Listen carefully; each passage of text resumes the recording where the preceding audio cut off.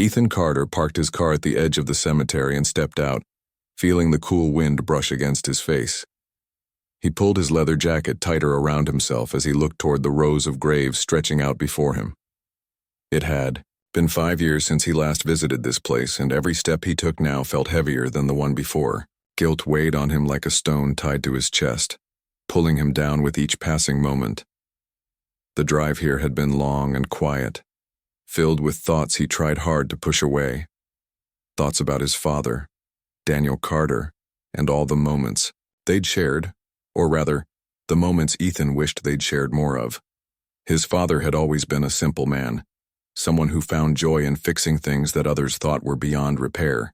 Whether it was an old car engine or a broken lawnmower, Daniel could make anything work again. But it wasn't just machines he fixed. Sometimes it felt like he patched up people too. Neighbors would come to him when life got tough, knowing Daniel would listen without judgment and offer advice that somehow made everything seem less daunting. Ethan remembered sitting in the garage late at night, watching his father tinker with tools while humming old country songs under his breath. Those nights were some of Ethan's favorite memories. They weren't perfect. His dad wasn't much of a talker, but there was something comforting about being near him. Sometimes Daniel would tell stories about strange machines and impossible worlds, tales so vivid they almost seemed real. Back then, Ethan assumed these were just bedtime stories meant to entertain a curious kid. Now, standing in this lonely cemetery, those stories didn't feel quite so fictional anymore. He walked slowly along the gravel path, his shoes crunching softly against the stones. The air smelled faintly of pine needles carried by the breeze from the woods surrounding the graveyard. Everything was still, except for the occasional rustle of leaves overhead. There were no other visitors today, which suited Ethan fine. He preferred solitude anyway, especially for what he was about to do. Finally, he reached the grave he'd been searching for. A plain headstone marked the spot where his father rested. The inscription read, "Daniel Carter, beloved father." Ethan knelt down and brushed away a few stray leaves that had gathered on the stone. His fingers traced over the letters, worn smooth by time and weather. For a moment, he let himself imagine his father standing beside him, offering one of his rare but warm smiles. "I'm sorry I haven't been here," Ethan murmured, his voice barely above a whisper. Things got complicated. He didn't know if anyone or anything was listening, but saying the words aloud made them feel truer somehow. Life had taken him far away from this small town, both physically and emotionally. After his father's death, Ethan left home to pursue opportunities elsewhere, chasing dreams that never quite materialized. Over time, visits to the cemetery became fewer and farther between until they stopped altogether. Work kept him busy, relationships came and went, and excuses piled up. But deep down, Ethan knew none of that mattered. What mattered was that he hadn't been here when his father needed him most, even if only in spirit. As he stood up, brushing dirt off his jeans, a sudden sound caught his attention. It was faint, almost imperceptible, a soft rustling like fabric brushing against itself. At first, Ethan dismissed it as nothing more than the wind playing tricks on him. Cemeteries had a way of making you hear things that weren't really there. Still, he glanced around cautiously, scanning the rows of graves for any sign of movement. Nothing stirred except the swaying branches of distant trees. Shaking his head, Ethan muttered to himself, "It's just the wind. Don't be ridiculous." He started walking back toward the path, ready to leave this heavy place behind. But then it happened again. The same rustling noise, louder this time. And this time, it was accompanied by something else. A voice. Barely audible, yet unmistakably human. Ethan, his blood ran cold. That voice, it couldn't be. No one was supposed to be here. He spun around quickly, his heart hammering in his chest. The cemetery remained empty, silent save for the gentle hum of nature.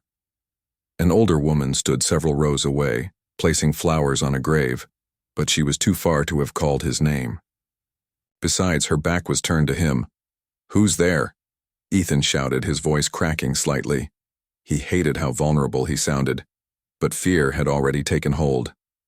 Again, silence answered him. Forcing himself to breathe deeply, Ethan tried to rationalize what he'd heard.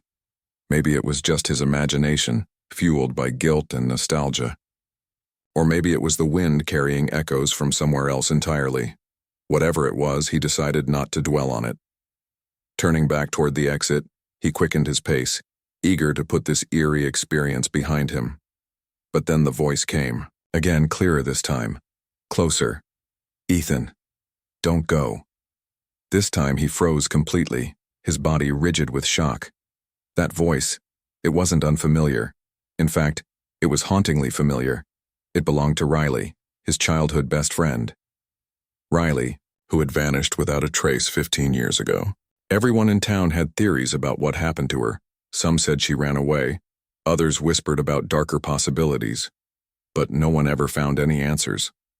To Ethan, however, Riley's disappearance had always felt unfinished, like a puzzle missing its final piece.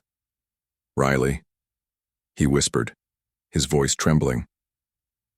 He turned in a slow circle, searching desperately for the source of the sound. But the cemetery was as empty as before. Then, out of nowhere, a flash of light erupted, near his father's grave. Instinctively, Ethan raised his arm to shield his eyes. When he lowered it, his breath caught in his throat. Standing by the headstone was a figure, a translucent silhouette of a young woman. Her short brown hair framed her face, freckles dotted. Her cheeks and her lips curved into a familiar smile. It was Riley. She looked exactly as she had when they were kids, untouched by time. "Hi, Ethan," she said softly, her voice carrying the same warmth he remembered. "I've waited a long time to talk to you." Ethan's mind raced as he stared at the glowing figure before him. His heart pounded so hard it felt like it might burst out of his chest. Riley, the girl who had disappeared without a trace 15 years ago, was standing right there, just a few feet away from him. But she wasn't real, at least not in the way he understood reality. She looked like a memory brought to life, her form shimmering faintly as if she were made of light instead of flesh and bone. "Riley," Ethan whispered again, his voice shaky. He took a cautious step forward, half expecting her to vanish into thin air. "Is that really you?" The figure nodded, her smile soft but tinged with sadness. "It's me, Ethan. I know this is hard to believe, but I need you to listen." Ethan shook his head, trying to make sense of what was happening. This had to be some kind of trick, a hallucination brought on by exhaustion or guilt. Maybe he'd fallen asleep somewhere along the way and was dreaming all of this. But no matter how much he tried to convince himself otherwise, Riley's presence felt undeniably real. How is this even possible?" Ethan stammered, running a hand through his hair. "You've been gone for so long. Everyone thought—" He trailed off, unable to finish the sentence. "I know what people thought," Riley said gently. Her voice carried the same warmth and kindness Ethan remembered from their childhood, but there was also a weight to it now, something deeper and heavier. "They thought I ran away, or worse. But the truth is, I didn't leave by choice." Ethan frowned, confusion clouding his thoughts. "What do you mean? What happened to you?" Riley hesitated, glancing down at the ground as though gathering her words. When she looked up again, her eyes met his, filled with a mixture of pain and determination. "Your dad knew, Ethan. He always did. He worked on things most people couldn't begin to understand, things that shouldn't exist." Ethan blinked, struggling to process what she was saying. His father? The mechanic who fixed cars in their garage? How could he possibly be involved in something so strange? "What are you talking about?" Ethan asked, his voice rising slightly. "My dad was just a regular guy. He fixed engines and helped neighbors. That's it." Riley shook her head, her expression serious. "That's not all he did. There was more to him than anyone realized. Your dad was working on machines, devices that could bend reality, portals to other dimensions, technology that could change the fabric of existence itself." Ethan felt a chill run down his spine. Those stories his father used to tell him late at night, the ones about strange machines and impossible worlds, they weren't just bedtime tales after all. They were real, or at least they had been inspired by something real. And you got caught up in one of those experiments, Ethan said slowly, piecing things together. It wasn't a question. He already knew the answer. Riley nodded, her gaze dropping once more. I did. We were curious, your dad and I. He let me help him sometimes back when I was younger. I didn't fully understand what we were doing. It all seemed so exciting, like we were uncovering secrets no one else knew. But then, something went wrong. She paused, her voice trembling slightly as she continued. One night, we activated a machine we shouldn't have. It opened a rift, a doorway to another world. I stepped through, thinking it would be safe, but when I tried to come back, I couldn't. My body stayed behind, but my consciousness, it got stuck, trapped between worlds. Ethan listened in stunned silence, his mind reeling. This was too much to take in all at once. His father had been experimenting with technology that defied logic, and Riley had paid the price.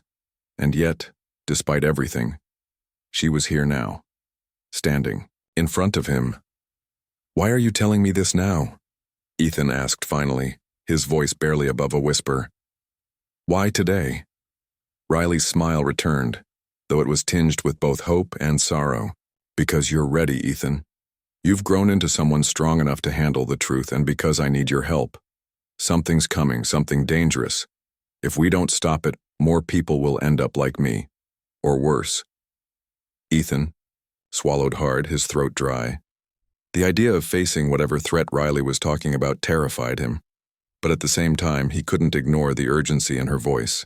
She needed him, and deep down he knew he couldn't turn away. What do you want me to do? He asked, his voice steadier now. Riley gestured toward the gravestone behind her. Your dad left something for you. Something important. Go back to the garage, the one where he used to work. You'll find answers there. But hurry, Ethan. Time isn't on our side. Before Ethan could respond, Riley's form began to flicker, her edges blurring like smoke caught in a breeze. Panic surged through him. Wait, he called out, taking a step closer. Don't go yet. But it was too late. With one last sad smile, Riley faded away, leaving Ethan alone in the silent cemetery once more.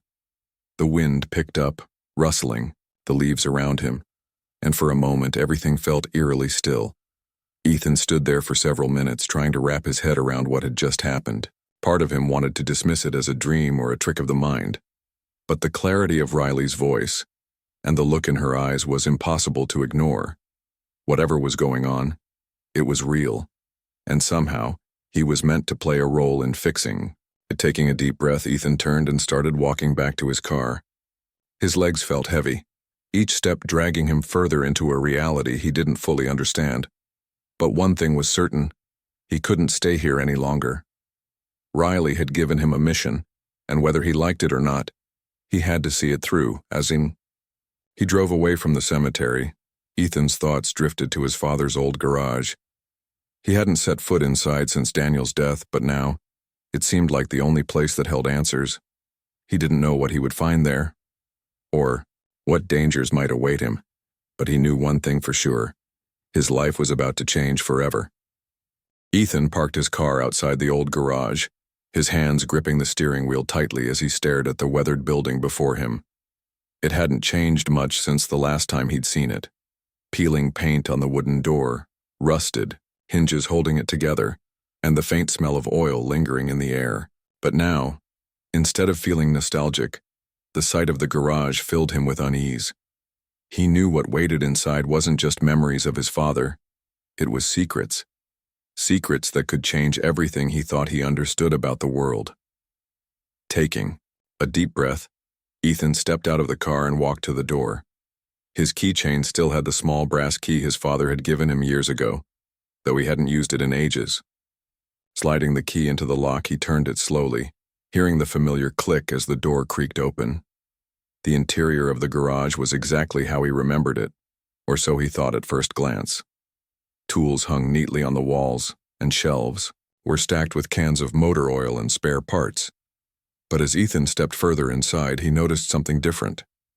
Among the usual clutter were objects that didn't belong, strange machines with blinking lights, metallic orbs floating mid-air, and blueprints scattered across every available surface. These weren't the tools of a mechanic. They were the creations of someone far more extraordinary. Ethan's eyes widened as he moved closer to one of the machines.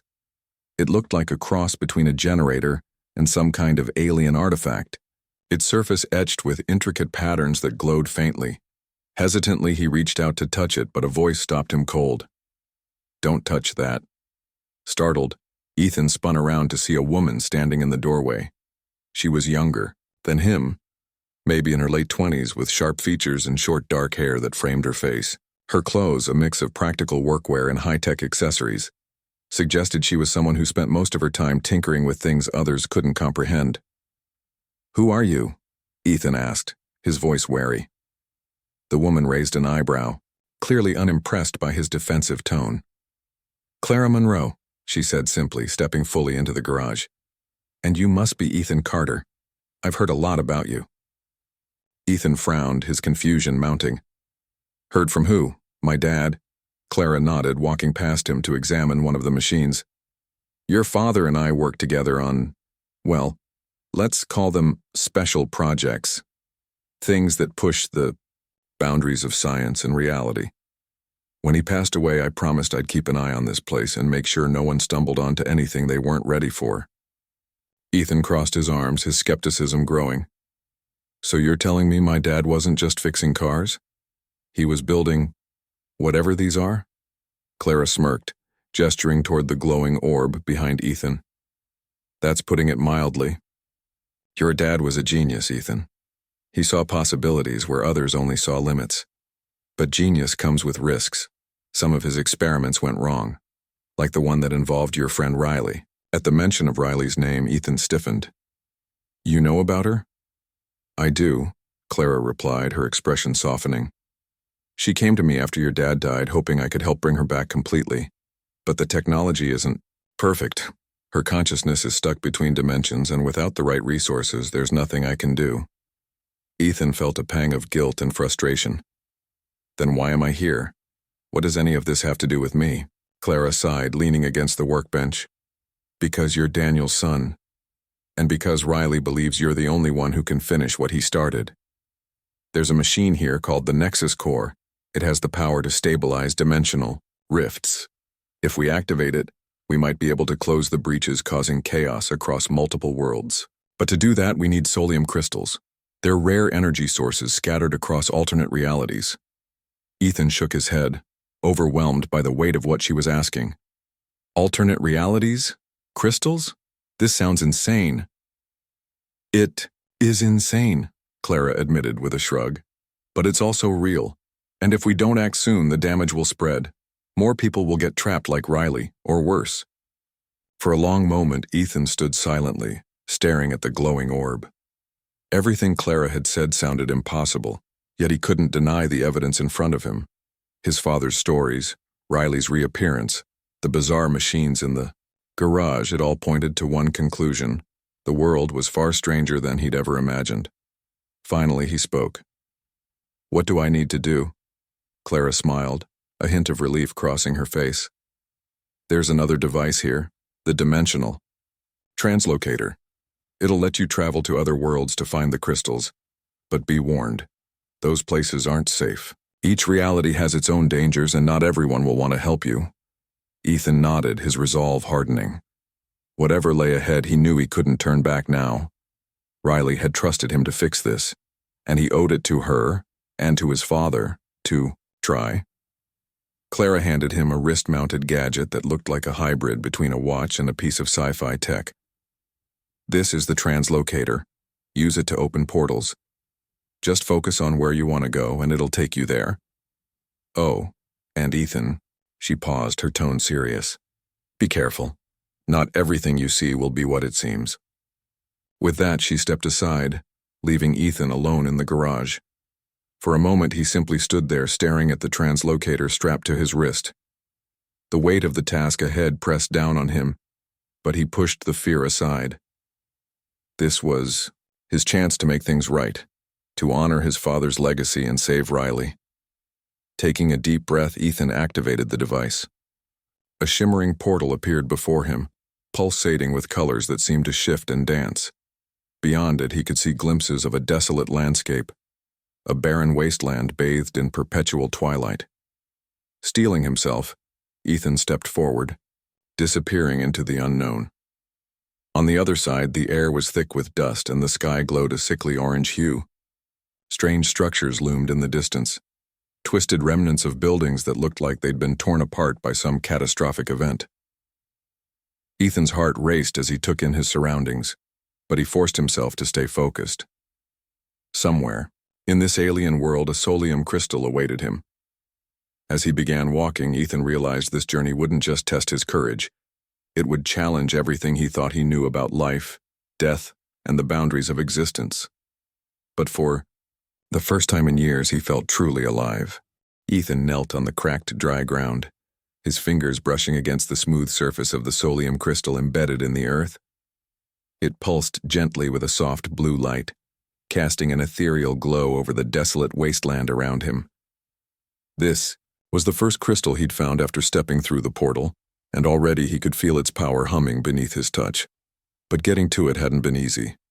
The moment he arrived in this strange world, Ethan realized Clara's warnings weren't exaggerated.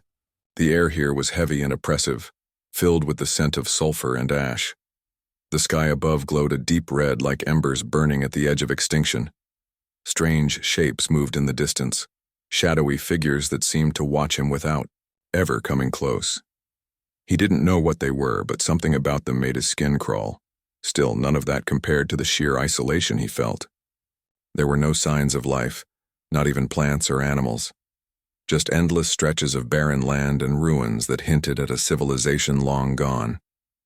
Every step he took echoed loudly, as if the silence itself was swallowing him whole. Yet despite the fear gnawing at his insides, Ethan pressed on.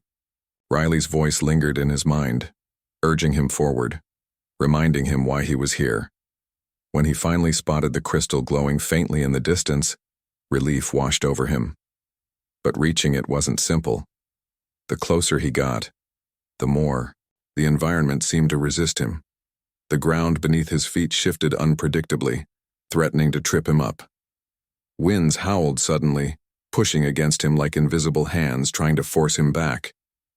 And those shadowy figures, he could feel their eyes boring into him, though they never came near enough to confront him directly. Now, kneeling before the crystal, Ethan hesitated. What if taking it caused some kind of reaction?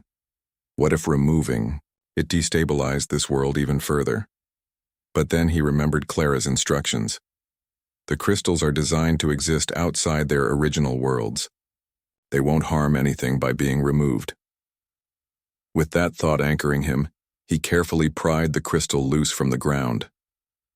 As soon as it was free, the light emanating from the crystal grew brighter, bathing the surrounding area in a warm, calming glow. For a brief moment, Ethan felt a sense of peace, a reassurance that he was doing the right thing. But the feeling didn't last long. Behind him, the shadowy figures began to move closer, their distorted forms becoming clearer now. They weren't human, or at least not entirely. Their bodies twisted unnaturally, limbs elongated and faces obscured by darkness. Low growls rumbled through the air, sending chills down Ethan's spine. Not good, Ethan muttered under his breath, clutching the crystal tightly. Activating the dimensional translocator on his wrist, he opened another shimmering portal, just as the creatures lunged toward him. Without looking back, he dove through the portal, landing hard on the wooden floor of his father's garage. Clara was waiting for him, her expression a mix of relief and curiosity. "You made it," she said, eyeing the crystal in his hand. "How bad was it?" Ethan stood up, brushing dirt off his jeans. "Bad enough. Whatever those things were, they weren't happy to see me leave." Clara nodded grimly. "That's normal. These worlds don't take kindly to outsiders tampering with their resources. But you've got the crystal, so that's one down. We'll Need at least 3 more to power the Nexus core. 1 down? Ethan repeated, incredulous. You mean I have to go back out there? It gets worse before it gets better, Clara admitted, her tone apologetic. Each world has its own challenges. Some might be easier than others, but none will be safe. Ethan sighed, running a hand through his hair. He knew this wouldn't be easy, but hearing Clara confirm it only added to the weight on his shoulders. Still, he didn't have a choice. If he wanted to save Riley and prevent whatever catastrophe was looming, he had to keep going. Over the next few days, Ethan traveled to multiple dimensions, each stranger and more dangerous than the last. One world was covered entirely in water, its surface dotted with floating cities inhabited by sentient robots. Another was a dense jungle where trees towered miles high, their roots forming intricate mazes below ground. In each place, finding the Solium crystal required navigating treacherous terrain, solving complex puzzles, and occasionally fighting off hostile creatures. In the robot-populated world, Ethan met a scientist named Dr. Lydia Chen, who helped him retrieve the crystal hidden deep within the mechanical city's core. She explained that the robots had once served humanity, but turned against them when humans abandoned the planet. Though wary of Ethan at first, Lydia eventually agreed to assist him, seeing his mission as a chance to restore balance across dimensions. In the jungle world, Ethan faced a different kind of challenge. The locals, a tribe of humanoid beings, with bioluminescent skin, believed the crystal was sacred and refused to let him take it. After hours of negotiation, Ethan managed to convince them that leaving the crystal behind would doom their world, along with countless others. Reluctantly, they handed it over, warning him that using such power came with great responsibility. With each new crystal, Ethan grew more confident, but also more aware of the stakes. The portals he created left behind traces of instability, tiny fractures in the fabric of reality that could widen over time. Clara assured him the Nexus core would fix these breaches once activated, but until then, every trip carried the risk of making things worse. Finally, after weeks of relentless searching, Ethan returned to the garage with the last crystal. His body ached from exhaustion, and his mind was clouded with memories of the places he'd seen and the people he'd met. But there was no time to rest. Together, Ethan and Clara worked tirelessly to assemble the Nexus core, piecing together components from Daniel Carter's old inventions and integrating the Solium crystals. When the machine was complete, it hummed with energy, its central chamber glowing a brilliant white. Ethan stared at it, both awestruck and terrified. This was it, the culmination of his father's work, the key to saving Riley and stabilizing the multiverse. But activating the Nexus core came with a cost. As Clara explained, someone would need to enter the core manually to override its systems and seal the largest rifts. It was a dangerous task, one that could trap whoever entered forever. Without hesitation, Riley's voice echoed in Ethan's mind. "This is my chance to make things right," she had said. And now, standing before the Nexus core, Ethan understood what she meant. "I'll do it," he said quietly, turning to Clara. "I'll go inside." Clara shook her head, her expression torn between admiration and concern. "Are you sure? Once you're in, there's no guarantee you'll come back." Ethan nodded, determination etched on his face. "It's the only way. Besides..." He glanced at the glowing core, imagining Riley waiting on the other side. "I owe her this." Taking a deep breath, Ethan stepped into the Nexus core, the light enveloping him completely. Ethan stepped into the Nexus core, the brilliant light enveloping him completely. For a moment, everything seemed to stop. The hum of the machine, the creak of the old garage floorboards, even the sound of his own breathing. Then, as if waking from a dream, he found himself standing in a vast, otherworldly space. It wasn't like any place he'd ever seen before. The ground beneath his feet shimmered like liquid glass, and the horizon stretched endlessly in every direction, dotted with floating fragments of broken worlds. Some were whole cities suspended midair, others just jagged pieces of land drifting aimlessly. Riley was there, waiting for him. She looked solid now, no longer translucent or ghostly. Her presence felt warm and real, like she belonged here, or maybe like this place belonged to her. Seeing her brought a mix of relief and sadness to Ethan's heart. He wanted to ask questions to understand how this was possible, but there was no time for that. The rifts between dimensions were growing wider, threatening to tear apart not just their world but countless others. "You came," Riley said softly, her voice carrying both gratitude and sorrow. "I knew you would." "I didn't have much choice," Ethan replied, forcing a small smile. "Besides, I couldn't let you do this alone." Riley shook her head. "This isn't about me anymore. It's about fixing what's broken, for everyone. You know that, don't you?" Ethan nodded, though uncertainty lingered in his mind. "What do we need to do?" Riley gestured toward the swirling chaos around them. "The largest rifts are pulling these worlds apart. We need to stabilize them one by one, sealing them shut, so they can heal. But the final breach..." She hesitated, her expression darkening. "It's too unstable. Someone has to manually override the system to close it. That's why I'm here." Ethan's stomach tightened. "No, I won't let you do this alone. If anyone's staying behind, it's me." "Ethan," Riley said firmly, stepping closer. "You've already done so much. You risked your life to find the crystals, to build the Nexus core. Let me finish. This is my chance to make things right. For you, for your dad, for everyone who suffered because of what happened." Before Ethan could argue, the ground beneath them trembled violently. A massive rift opened nearby, spewing out chaotic energy that threatened to consume everything around them. Riley grabbed Ethan's arm, pulling him toward a glowing console that materialized in front of them. "We don't have time to debate this. Trust me." Reluctantly, Ethan followed her lead. Together they worked quickly, stabilizing smaller rifts by channeling the Nexus core's energy into them. Each successful closure brought a sense of relief, but also a growing awareness of the danger ahead. The final breach loomed larger than the rest, its edges pulsating with an ominous red light. It was clear that closing it wouldn't be easy or safe. As they approached the breach, Riley turned to Ethan, her eyes filled with determination. "This is where we part ways," she said quietly.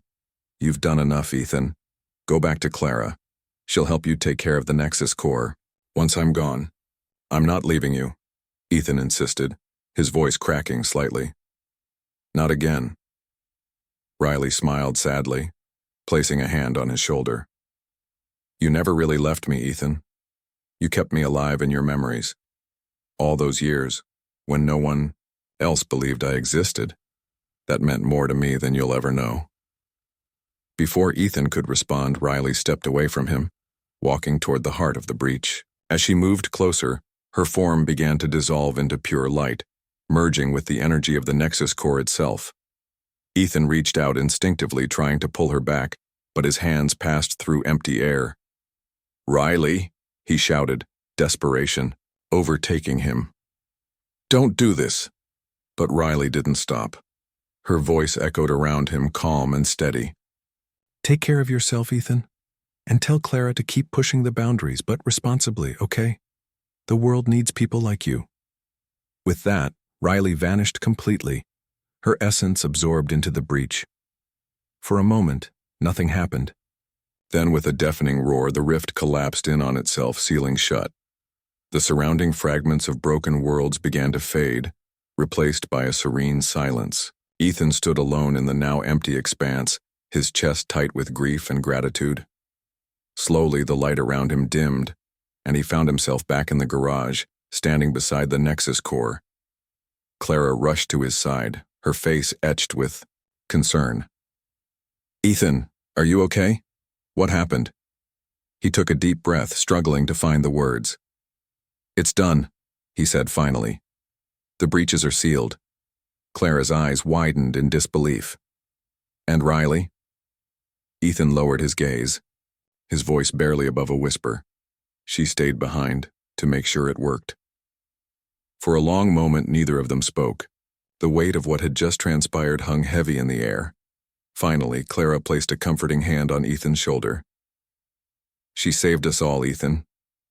Your dad would be proud of both of you." Ethan nodded, blinking back tears. Though Riley was gone, her sacrifice hadn't been in vain. The multiverse was safe, for now. And while Ethan wished things could have ended differently, he knew she had made her choice willingly. She had redeemed herself, proving that even after being lost for so long, she still had the strength to protect others. In the days that followed, Ethan returned to the cemetery one last time. Standing by his father's grave, he whispered, "We did it, Dad. We fixed what was broken." He imagined Daniel smiling somewhere, proud of the son who had carried on his legacy. And though Riley wasn't physically present, Ethan could almost hear her laugh, a reminder that she was still with him, in spirit, if not in body. From that day forward, Ethan dedicated himself to continuing his father's work. Not recklessly, as before, but responsibly, ensuring that such technology would never fall into the wrong hands. With Clara's help, he vowed to safeguard the secrets of the Nexus core and prevent future disasters.